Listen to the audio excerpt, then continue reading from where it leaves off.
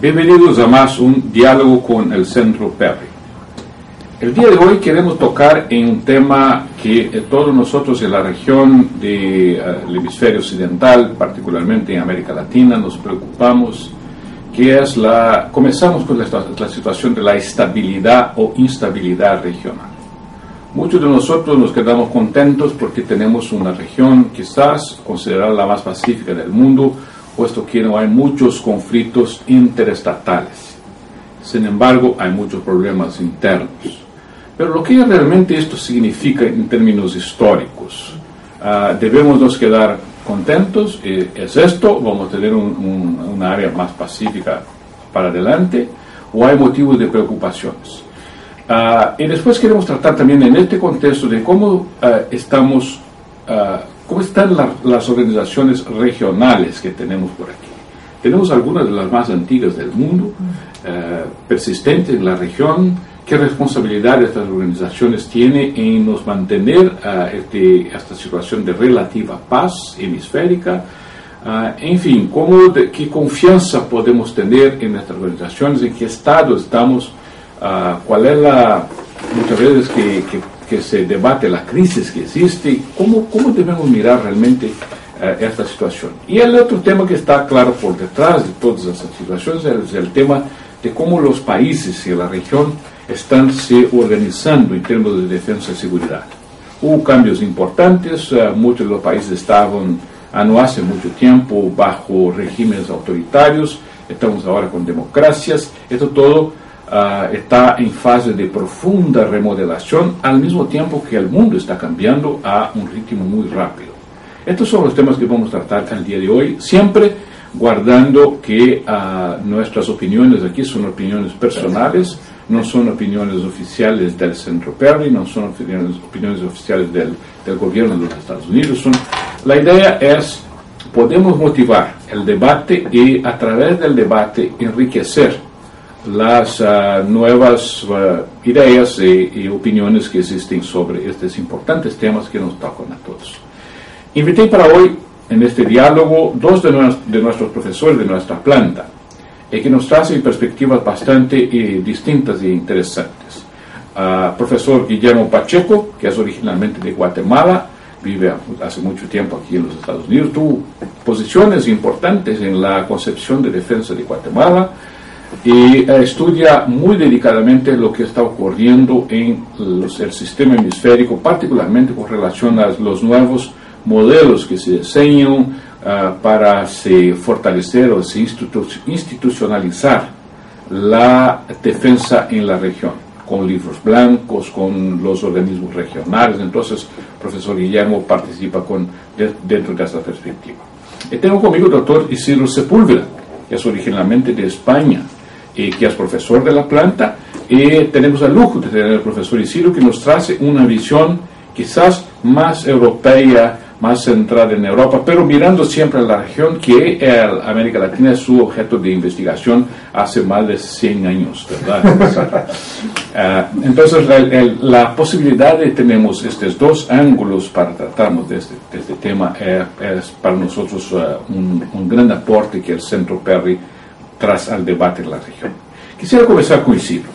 Isidro, desde tu perspectiva europea, Europa no es en nada un modelo de paz, de estabilidad. Si miramos la historia, los grandes conflictos del mundo ocurrieron, sin embargo, centrados en Europa. Hoy en día vivimos una situación de relativa tranquilidad. Vivimos una comunidad europea, vivimos aparentemente un momento ideal en términos de paz. ¿Lo que significa para ti desde una visión entonces quizás más europea nuestra región, América Latina, el Caribe? ¿Cómo tú ves eso? ¿Cómo se define esta estabilidad, aparente estabilidad en que vivimos hoy en día? ¿Cómo tú entiendes estabilidad en términos de defensa y seguridad? Bueno, en primer lugar, gracias por la presentación y efectivamente llevo acercándome a la región desde hace un siglo, es decir, desde el siglo pasado. Desde una perspectiva de los análisis históricos, en realidad América Latina es la región más estable del mundo y más estable de la historia. Si la confrontamos con la experiencia europea, nos vemos que los europeos, no en los libros de historia, sino en las portadas de la prensa en las últimas semanas, hacen un ejercicio constante de redefinición fronteriza y de enfrentamientos no solamente estatales, sino también étnicos y religiosos. Por tanto, este corrimiento permanente de las fronteras en Europa en el transcurso de los 2 últimos siglos, al menos en 6 oleadas se han cambiado las fronteras en Europa, no ha tenido ningún tipo de repercusión en la estabilidad estatal y fronteriza, en consecuencia, en la región de América Latina. En los 2 últimos siglos, la época de las soberanías independientes de América Latina, los conflictos han sido muy limitados, han sido realmente de una dimensión menor, con una letalidad muy baja, y sobre todo no han afectado de forma considerable al conjunto de las definiciones estatales en América Latina. Por tanto, tenemos una región realmente estable si la comparamos con cualquier otro continente en cualquier otra época. Eso no quiere decir que esta estabilidad tenga una consideración y unas consecuencias tan positivas como se producen en otros lugares. La estabilidad está ligada a 2 conceptos fundamentales, que es el de la equidad y del desarrollo. En aquellos lugares donde se produce no solamente una estabilidad, sino se produce un desarrollo amparado en los beneficios de la paz y una equidad en el reparto de los recursos que produce ese desarrollo, nos encontramos realmente unas sociedades realmente estables y donde el bienestar es manifiesto. Esto no ocurre en América Latina. Esta estabilidad no ha generado un desarrollo sostenido, afortunadamente sí, en la última década y media, pero incluso este desarrollo no se ha traducido en una equidad en el reparto de los recursos y de las riquezas en el continente. Y de este modo nos encontramos con que América Latina es la región con mayor inequidad en todo el mundo. En consecuencia, estabilidad fronteriza estatal y una falta de equidad en el reparto de los recursos, lo que produce es que los conflictos se produzcan hacia el interior. Es en el interior de los estados, aunque haya algunos diferendos fronterizos, aunque haya algunos enfrentamientos bilaterales, pero es al interior de los estados donde se encuentran los grandes conflictos en la región. Ahora, Isidro, una de las teorías que se formuló más recientemente de que la democracia ayuda a mantener la paz. ¿Tú eres partidario de esta línea? ¿Acredita en esta idea o no? No, las democracias tienden a obligadamente responder ante los ciudadanos de las consecuencias que tienen las decisiones que sus políticos toman. En consecuencia, dado que tienen que refrendar estas decisiones, no siempre son no tienen una facilidad para el enfrentamiento y para acatar cualquier tipo de decisión que lleven a la confrontación con un tercer país. Es cierto que si hacemos un repaso histórico, los gobiernos autoritarios han sido mucho más favorables a esos enfrentamientos y han desencadenado las grandes guerras, mientras que las democracias son mucho más llamadas a consenso y la negociación, y por tanto no permiten que haya una facilidad a la hora de la movilización de las tropas. Pero esto también lo que nos evidencia es hasta qué punto la democracia no ha sido la norma a lo largo de la historia, ni siquiera de la historia contemporánea, sino que ha sido una flor bastante exótica en la mayor parte de los países, incluso a lo largo del último siglo. En la actualidad, los sistemas democráticos son mucho menos proclives a la utilización de medios y recursos militares para la solución de los problemas frente a gobiernos autoritarios que los pueden utilizar, y de hecho los utilizan con mayor prodigalidad. En consecuencia, no solamente para el resto de las situaciones, sino también para el mantenimiento de la paz, la democracia es el mejor de los sistemas. Guillermo, de tu visión un poco más de América Central quizás, pero preocupado también con la América Latina como un todo y el Caribe, ¿tú crees que en esta estabilidad relativa que tenemos, que nos mencionaba Isidro, y que tenemos una relativa paz en la región, con democracias en diferentes fases de maturación, Y tenemos organismos regionales específicamente dedicados a paz y seguridad. ¿Tú ves alguna responsabilidad de estos organismos en conseguirse esta paz que tuvimos y mantener la paz? ¿O tú imaginas que porque ahora tenemos un espacio de paz en la región, quizás estos organismos son desnecesarios? Bueno, es interesante que cuando nosotros hablamos de paz y hablamos de estabilidad, no nos tenemos que olvidar qué tipo de democracia estamos hablando. Lo mencionaba Isidro respecto a la historia reciente o la historia más o menos reciente de las Américas respecto a otras regiones de más estabilidad. El problema que tenemos es que desde mi punto de vista ha habido el cambio de naturaleza de los problemas que tiene las Américas, América Latina. Sí, una de las características que tiene América Latina es que es una región con una estabilidad democrática y como tú lo mencionabas, con diferentes democráticas, y es una zona de paz, desde el concepto mismo de que no hay problemas con armas de destrucción masiva, no hay problemas entre los estados, pero lamentablemente hemos caminado en estos dos aspectos a tener ya democracias con poca gobernabilidad y poca gobernanza, y si somos una región de paz en esos aspectos, hemos pasado a ser una de las regiones más violentas del mundo. O sea, somos la región, viéndola desde el punto de vista de paz, que no tiene problemas con armas de destrucción masiva o armas nucleares, pero hemos pasado a ser una de las regiones más violentas del mundo. Y en el caso de Centroamérica tiene, creo, una de las historias, no sé si más convulsas en la historia de las Américas, porque desde su misma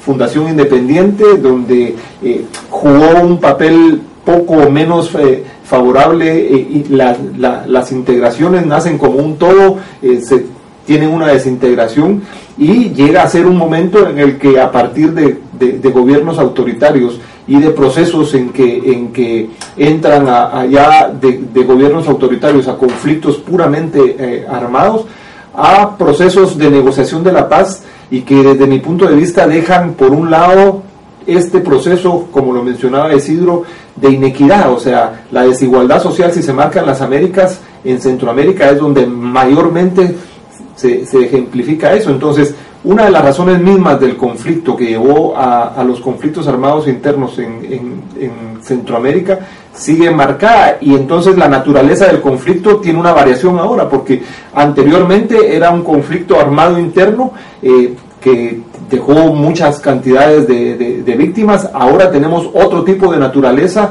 reflejado ya más también en el aspecto de interdependencia que tienen estos ciertos fenómenos del crimen organizado transnacional, y tenemos incluso en la región centroamericana más muertos que durante el conflicto armado interno. Y creo yo que en esto los procesos de integración regional, los organismos de integración regional, han jugado un papel, no el que hubiésemos esperado, pero en el caso, por ejemplo, de Centroamérica, que tiene uno de los sistemas de integración más antiguos en relación a los procesos de integración subregionales, pues ha tenido un proceso en el que han intentado consolidar esto, de cara a lo que mencionó también Isidro, que se tienen los procesos de integración más antiguos. El sistema de integración militar más antiguo está aquí en la Junta Interamericana de Defensa, desde 1942-1945 nace la Organización de los Estados Americanos, pero no han todavía terminado de jugar un papel de la estabilidad en estos procesos de cambios democráticos y de cambios en la misma estabilización para una paz más consolidada. Guillermo, tú mencionaste esta idea de la Junta como siendo más antigua. ¿Esto no podría significar también que está quizás ultrapasada porque es tan vieja? No respondo ahora, respondemos en el próximo bloque.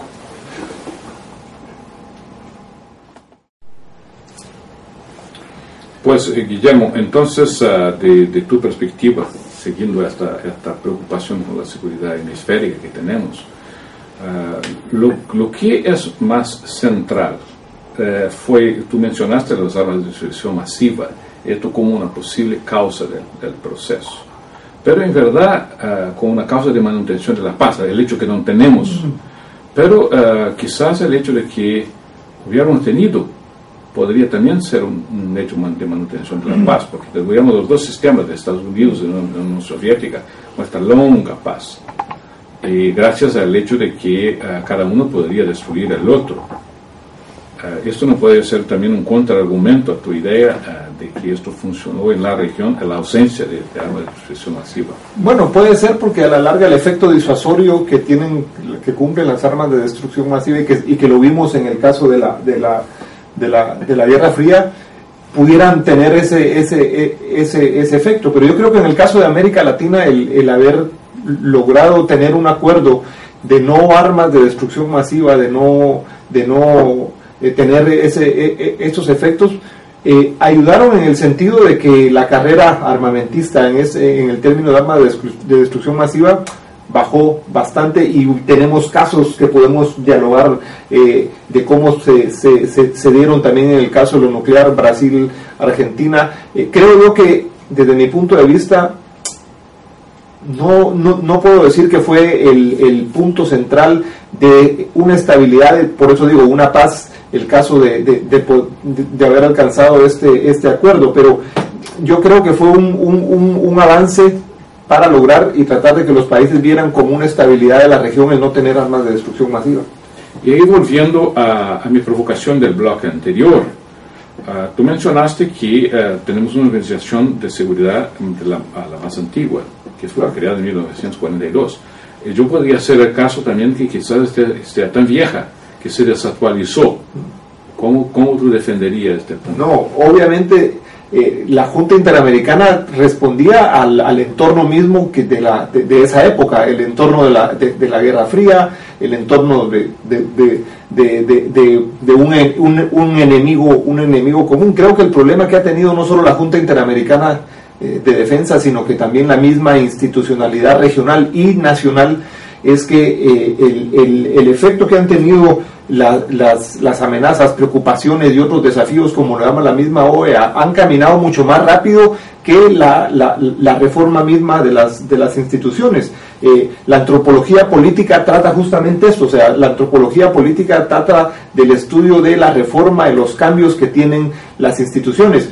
En el caso nuestro de la región, creo que sí, obviamente en el caso de la Junta Interamericana de Defensa, que es ese organismo en un momento militar, ha quedado un poco desactualizado, sobre todo también a partir de que en el 2006 la Junta Interamericana pasa a ser una entidad de la OEA, le quitan esa naturaleza antigua, esa naturaleza militar, pero ni los mismos países, ni la misma institución, la Junta Interamericana, ni la misma Organización de Estados Americanos, porque el mismo secretario general continúa cada vez que va a dar un discurso a la Junta Interamericana de Defensa viéndola como una institución militar, cuando aún no es una institución militar. Entonces creo que pesa la historia y versus esa dinámica que tienen estas nuevas amenazas, preocupaciones y otros desafíos que van mucho más rápido de las reformas mismas que se pueden generar en las instituciones. O sea, el hecho de que no tenemos la Guerra Fría, el hecho de que fueron creadas hace mucho tiempo, no significa que no sean necesarias e importanes hoy en día. Claro, evidentemente, o sea, no es que sean necesarias, y en algún momento el mismo exsecretario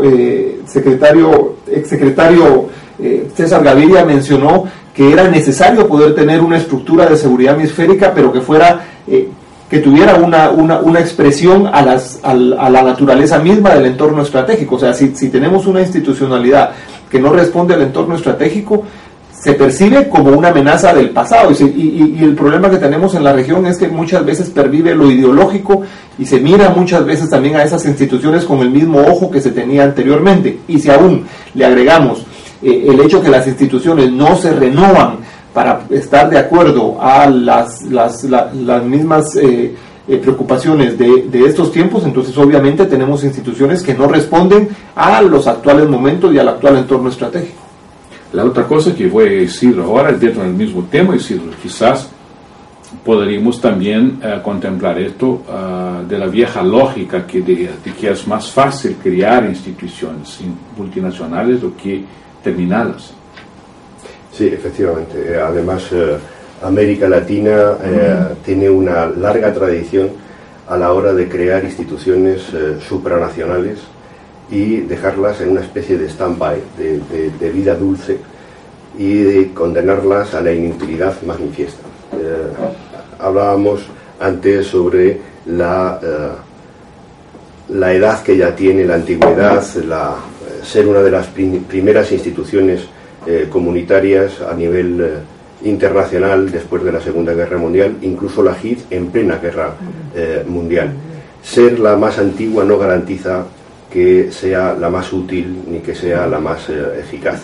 Y de hecho la JID como tal nunca ha sido empleada, nunca ha entrado a realizar ningún tipo de función para lo que está teóricamente establecida. Pero el problema no es de la JID, el problema es superior, es de la OEA, y la OEA tiene muy serios problemas acumulados. Tiene unos problemas graves, estructurales, las distintas grupos en los que se han generado las distintas administraciones y las adscripciones que tienen las distintas instituciones internas de la OEA respecto a las instituciones estatales de los Estados miembros, sencillamente no funcionan. Tienen muy serios problemas institucionales. Las relaciones entre los Estados miembros con la Secretaría General y la participación de los embajadores de los Estados miembros en las asambleas generales, lo que nos evidencia es hasta qué punto no hay un interés manifiesto por la mayor parte de los países en actualizar, en hacer realmente factible y realmente útil la organización supranacional. Y no hay ninguna comunidad internacional, no hay ninguna asociación, no hay ninguna alianza que no sea otra cosa que lo que los Estados miembros que la forman quieren que sea. Si los miembros de la OEA no quieren dar utilidad a la OEA, la OEA no puede ser útil. Tiene también muy serios problemas de objetivos. ¿Para qué sirve la OEA? En muchas ocasiones lo que se está buscando es cometidos, lo que se está buscando es objeto de trabajo para la OEA, porque se tiene una gran casa, se tiene una gran institución, pero no se sabe muy bien qué hacer con ella. Y por último, como consecuencia de los problemas anteriores, está el problema de la naturaleza de la OEA. Permanece intangible desde su formación, es en este momento un calco de la organización que se creó inmediatamente después de la Segunda Guerra Mundial, cuando las circunstancias internacionales y el papel protagónico de Estados Unidos era muy otro al que hoy es, y en consecuencia la adaptabilidad de la organización a la realidad actual desde luego no casa, y por tanto tiene muy serios problemas de manifestarse de forma positiva. Si tiene todos estos problemas la OEA, hay que preguntarse si tiene algunas soluciones. Y estas soluciones tienen que venir de los Estados miembros, tienen que venir de los líderes nacionales con visión estratégica y con visión de todo el continente. En consecuencia, si no hay esta visión, y en este momento faltan líderes que realmente contemplen con una visión estratégica todo el hemisferio, si no hay esta visión por parte de los líderes nacionales, la propia organización no va a dar mucho de sí. Y en este punto habría que preguntarse si merece la pena, si para muchos miembros de Estados miembros de la OEA merece la pena apostar por la continuidad de la organización. Y desde aquí, de forma muy modesta, deberíamos lanzar un rotundo sí. Sí merece la pena mantener la organización, mantener la OEA, dotarla de contenido y dotarla de funciones. Si me permite, para agregar lo que dice Isidro, yo solo quisiera mencionar lo que dijo en su discurso de salida el primer secretario general, Alberto Lleras Camargo, cuando él renuncia de la Secretaría General. Él dice que la OEA no es buena ni mala en sí misma, como lo es ninguna organización internacional, sino que es lo que los estados quieren que sea. Un poco para consolidar lo que estaba diciendo Isidro. El problema es que normalmente los estados han criticado a la OEA, han señalado a la OEA, y no miran a la OEA como esa institucionalidad regional. En algún momento Felipe González, el expresidente del gobierno español, en una entrevista dijo, bueno, si no existiera la Unión Europea, seguro que hubieran líderes tratando de formar esa instancia regional, y creo que nosotros nos enfrentamos cuando hablamos de la OEA justamente a eso. O sea, está la Organización de Estados Americanos, criticamos a la Organización de Estados Americanos, pero creo que se critica desde una manera en que no se dan cuenta de que al señalar a la OEA están señalando a los países. Es un poco lo que mencioné que dijo el secretario general Gaviria cuando él habló del sistema interamericano de seguridad, el problema misma de la Junta Interamericana de Defensa. Él habló y dijo que si nos negamos a construir de manera deliberada un sistema ordenado y transparente para la seguridad hemisférica, de todos modos va a surgir ad hoc o va a funcionar de acuerdo a las necesidades. El problema es que vamos a tener un sistema lleno de incertidumbres, sin parámetros predecibles y sin normas de comportamiento ni controles. Entonces creo que lo que falta, como lo mencionaba Isidro, es que los países entiendan que la representación misma de un organismo internacional es de los países, y en el caso de la Junta Interamericana también creo y con mucha modestia y respeto a los países, que es un reflejo misma de los ministerios de defensa. O sea, si no la Junta Interamericana de Defensa no tiene una modernidad, no se adecua a los tiempos, creo que eso está reflejando la situación actual misma de los ministerios de defensa, que no ven a la Junta Interamericana de Defensa como una organización que los pueda reflejar a ellos mismos. Guillermo, yo soy un poco contra este argumento de que las organizaciones multinacionales son así porque al final representan los estados. Claro que sí, pero este me parece un argumento muy cerca del argumento de los comediantes Marx, de los hermanos Marx, que decía así, pero necesitamos concertar esta ventana que está con problemas. ¿Qué ventana? De la casa. ¿Qué casa?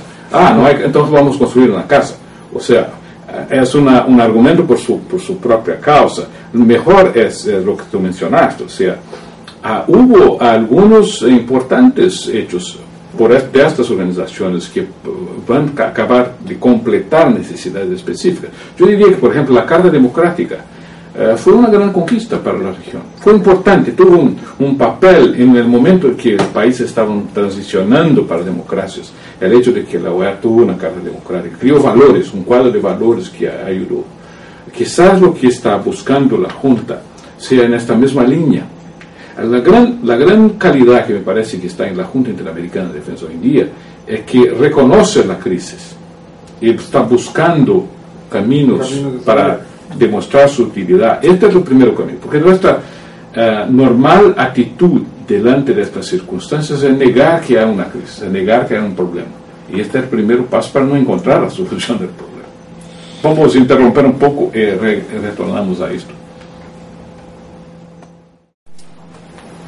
Pues en este bloque quisiera regresar, quizás utilizar la lupa y nos aproximamos ahora de la realidad individual de cada país. Y lo que vimos fue una proliferación en los últimos años de ministerios de defensa más o menos civiles en diferentes países. El lanzamiento y publicación de libros blancos de política de defensa, o sea, todo más o menos que siguió un manual de buenos procedimientos en democracias para crear confianza. Esto todo parece que fue seguido por muchos países en la región. Algunos que están en el libro blanco número 4, número 5. Guillermo, ¿lo que significa para ti este proceso? Esto es una realidad importante, la democratización de las defensas, es importante la estabilidad. ¿Cómo tú ves estos procesos que están en curso por ahí? Yo creo que el tema de los libros blancos lo que demuestra es, tú lo mencionas, es el tema de la democratización de la defensa. Yo le llamaría de la democratización de la defensa. Terminamos un tiempo de la Guerra Fría donde el tema completamente de la seguridad y la defensa estaba estanco en un grupo por la misma situación que requería la Guerra Fría, y después que se genera un nuevo contexto o concepto de seguridad y defensa más transparente, el tema de que algunos países empezaron a tomar el libro blanco no como medidas de confianza con los vecinos, sino una medida de confianza al interno de la sociedad, empezó a cobrar vigencia en varios países, sobre todo que requerían esa reparación interna entre los diversos sectores de la sociedad, y algunos de los países más que reflejar una política de defensa, porque tenemos que entender que los libros blancos son un instrumento de la política de defensa, pero estos libros blancos en muchos países, más que reflejar la política de defensa, se centraron en el proceso mismo de poder democratizar la defensa. ¿En qué sentido? En hacer una visión más horizontal de participación de diversos sectores de la sociedad, para poder generar una cultura de defensa, para entender también que la defensa no era únicamente de militares, sino que ya era una responsabilidad de políticos civiles y militares. Y aquí estoy haciendo esta políticos civiles y militares porque creo yo que hay una relación entre los políticos y militares de poder y de decisión de estos libros blancos, y de la relación civil-militar, que es cómo participamos y cómo hacemos para que en el contexto de la formulación de los libros blancos puedan participar otros sectores de la sociedad. Guillermo, para el espectador que no es muy especializado en este tema de libros blancos, tú que tienes comparado tantos libros blancos, ¿lo que significa libro blanco? ¿Hay una cierta consistencia en los diferentes libros blancos de cada país? ¿Lo que tiene un libro blanco además de páginas en blanco? No, sí, obviamente tiene cierta consistencia los libros. Por ejemplo, en el año 2002 la OEA sacó una resolución con algunas recomendaciones para que los países pudieran formular políticas de defensa a través de los libros blancos y doctrinas militares, una propuesta generada por Canadá. Ahí se hacía una recomendación, o sea, por ejemplo, que un primer punto fuera poder que el libro reflejara el contexto internacional en el que se estaba desarrollando el país. Un segundo punto, poder definir el país mismo en sus intereses de defensa. El tercer punto es poder definir los intereses de la defensa, o podemos llamar la política de defensa misma, donde se reflejaba la conducción y la institucionalidad de la defensa. Un cuarto punto, la política militar misma, o sea, la manera de conducir las Fuerzas Armadas. Y un quinto punto importante, que era los recursos para la defensa. Entonces, si nosotros vemos los libros blancos, algunos tienen, casi la mayoría tienen esta estructura. El primer libro blanco que se presenta en la región fue en 1997 en Chile, y Chile ha sido el que ha liderado estos procesos. Están iniciando su proceso para el cuarto libro. Entonces creo yo que ha sido un proceso en lo que ha hecho es ha democratizado el tema de la defensa, ha abierto la posibilidad de participación de otros sectores de la sociedad, pero sobre todo inició el proceso en el que muchos países se tuvieron que preocupar en educación de defensa, y eso también nos incluye a nosotros, el Centro Perry, originalmente Centro de Estudios Hemisféricos de Defensa, que surge para empezar a preparar, a capacitar, a educar a civiles y militares en los temas de defensa. ¿Para quién es más importante el libro blanco? ¿Para afuera o para adentro del país? Yo creo que depende de las circunstancias del país. Si el país ya ha transitado por hacerlo hacia el interno, en un primer momento el libro es hacia el interno, es más importante el interno. Para legitimar el tema de la defensa. Posteriormente, el libro también genera una situación hacia los vecinos, para legitimar la visión que un país tiene en el contexto subregional y regional de la defensa, y cómo también los libros blancos ahora lo que han tenido es que han tenido una temporalidad más corta. ¿Por qué? Porque el impacto que ha tenido la tecnología y la globalización ha hecho que los cambios sean mucho más rápidos. Antes un libro blanco, por ejemplo, Francia tuvo su primer libro blanco en 1973, su segundo en 1995, su tercero en el 2008 y su cuarto hace 4 años. O sea, se reducen los tiempos y se reduce la importancia que tiene el país de reformular la política de defensa a través de un libro blanco. Y Ciro, paso la pelota para ti con una provocación más.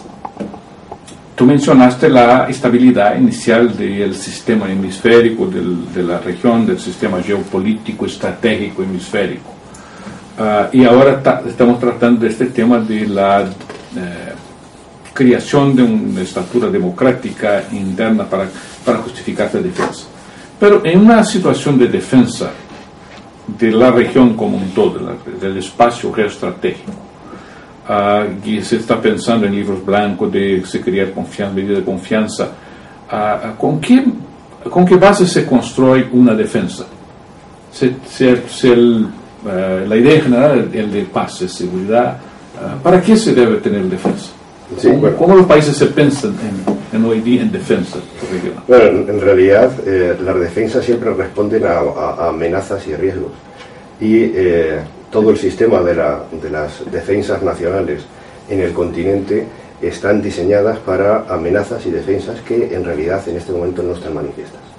En consecuencia, lo que hay una búsqueda, en ocasiones casi desesperada, por unos objetivos claramente definidos por parte de las defensas nacionales. Otra cosa es la defensa continental. Hay una amenaza al conjunto del continente, desaparecida la gran amenaza que supuso la Guerra Fría. En la actualidad no hay una sola amenaza.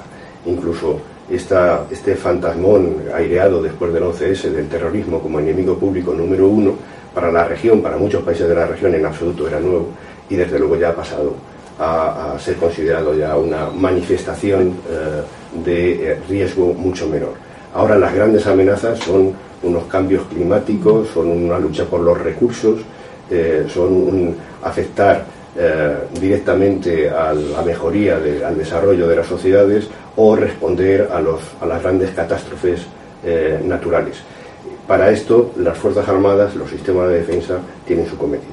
Pero agradeciendo tu provocación, lo que hay que indicar es hasta qué punto los libros blancos y otros sistemas de planeamiento lo que han hecho no tanto es mejorar las circunstancias, mejorar la naturaleza y mejorar las funciones de los sistemas de defensa nacional, sino fundamentalmente buscar una legitimación ante la opinión pública nacional e internacional.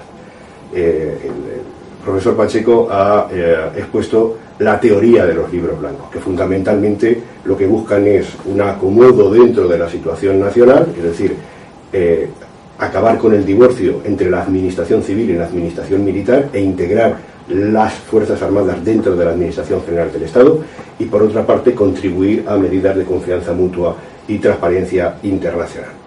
Pero los libros blancos en las distintas generaciones, la más avanzada es la chilena, en realidad es un primer paso, en ocasiones bastante tímido, para conseguir los objetivos que en todos los libros blancos aparece, que no es otra cosa que la optimización del uso de los recursos para conseguir la mejor defensa nacional. Y en este caso... Una curiosidad, si me permite, ¿España tiene libro blanco?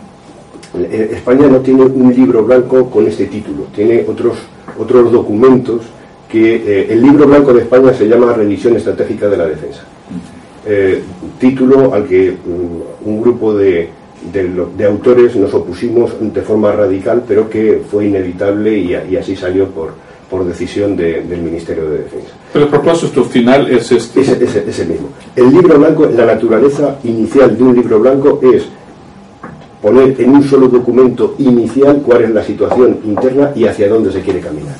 Así fue desde el primer libro blanco sobre sanidad que se produjo en Gran Bretaña inmediatamente después de la Segunda Guerra Mundial. No tiene mucho sentido hacer un libro blanco detrás de otro. Hay otros instrumentos.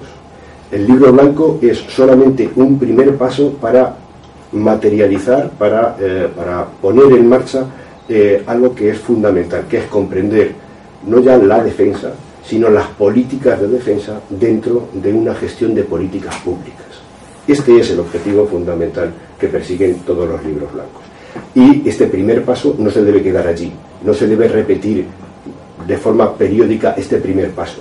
Lo que es necesario es ir a procedimientos más avanzados de planeamiento, que no es otra cosa de la que estamos hablando. Un planeamiento estratégico de la defensa obliga a un planeamiento continuado, sostenido, reiterado y profesionalizado en todos los ámbitos y desde luego en todos los países. La realidad regional es muy disímil. Hay países que han avanzado mucho y hay países que han avanzado muy poco, por no decir nada. Las situaciones de los países del Cono Sur no tienen nada que ver con las situaciones de Centroamérica y mucho menos con México. Y en este sentido, tanto los libros blancos como los sistemas de planeamiento en la región tienen todavía un gran camino que recorrer y desde luego muchas razones de optimismo y desde luego mucho trabajo. Muchas gracias. Comentario, Guillermo. Quisiera que tú completases este bloque comentando un poco sobre el proceso en Guatemala. Guatemala tuvo avances importantísimos en replantear su esquema, vamos a decir, de defensa y seguridad, a partir no de preocupaciones externas serias, pero a partir de un conflicto interno brutal, extremadamente sanguinario que hubo. Y hubo avances importantes en rediseñarse. Está en curso un proceso, ¿no? Yo creo que la mejor forma de definir este proceso en Guatemala es está en curso. Está en curso porque es un proceso que no ha... Yo creo que todavía están en los procesos de definir. Se ha avanzado bastante. Obviamente 1996 es un parteaguas porque el 29 de diciembre en Guatemala de 1996 se firma la paz. En septiembre de ese año se firma un acuerdo que es muy importante para este modelo de defensa en Guatemala, que es el acuerdo sobre fortalecimiento del poder civil y función del ejército en una sociedad democrática, que trató de definir algunas situaciones en ese modelo de defensa. Una de las situaciones principales era que la conducción de la defensa fuera política. ¿Por qué? Porque la conducción de la defensa en Guatemala es militar, desde el aspecto que el ministro de la defensa es un militar de alta, según el mandato constitucional. Entonces el mismo proceso sigue siendo con un marcado énfasis militar. La definición misma de la política de defensa viene siendo desde lo militar.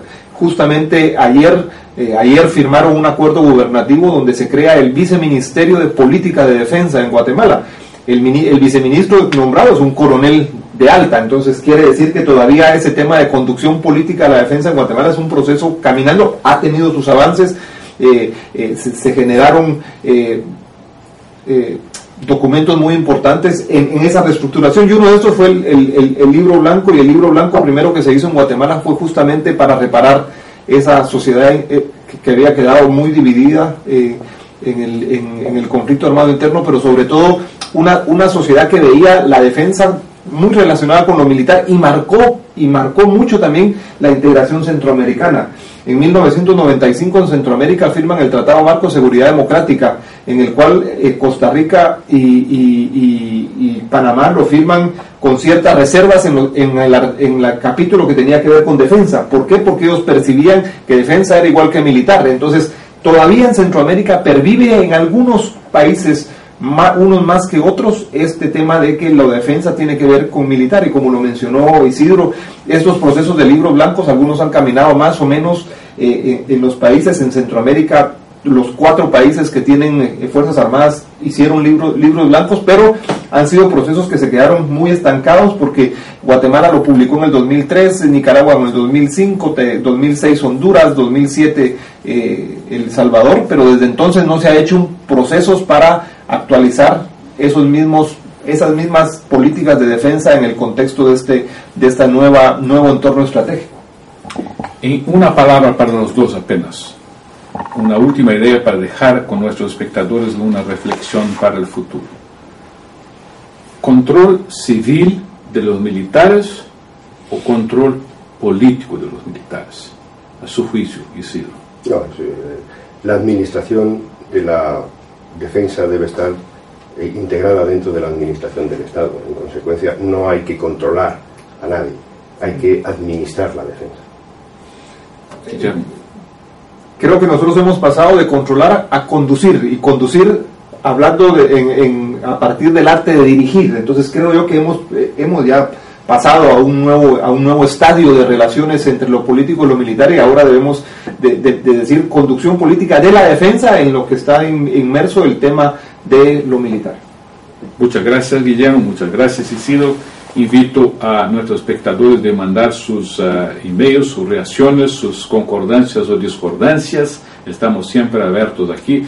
Como dice, es el comienzo de un diálogo. Cuando decimos diálogo con el presente, significa que esta es solamente una parte del diálogo. La otra viene de ustedes, que vienen a dialogar con nosotros. Es siempre un gusto tener su atención. Muchas gracias.